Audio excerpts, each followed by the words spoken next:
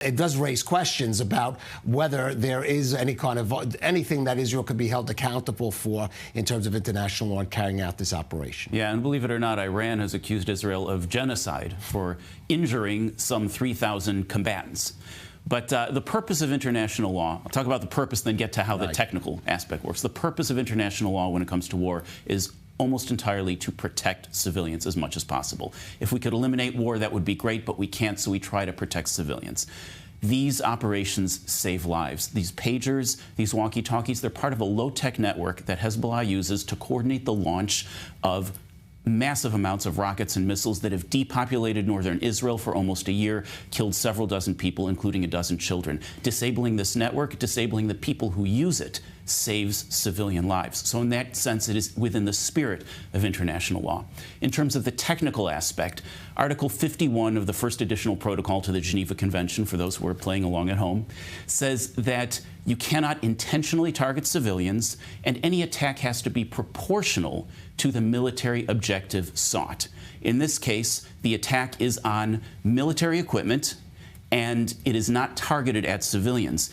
The military objective sought is to prevent the firing of some 150,000 rockets and missiles located throughout Lebanon, often in or under civilian areas.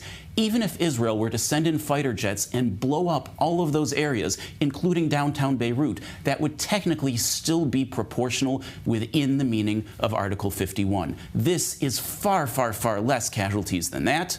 It is about as precise, as clean an attack as you can make, and considering the number of civilian lives it's saving, it is well within both the technical aspects and the spirit of international law. Can I add on to that real quick? Yeah, yes. But I do want to ask you, Danny, because you mentioned Iran. One of the, if you want to use the word victims, apparently, of the pager attack yesterday was the Iranian ambassador to Lebanon. Of course, he's supposedly a protected diplomatic personnel.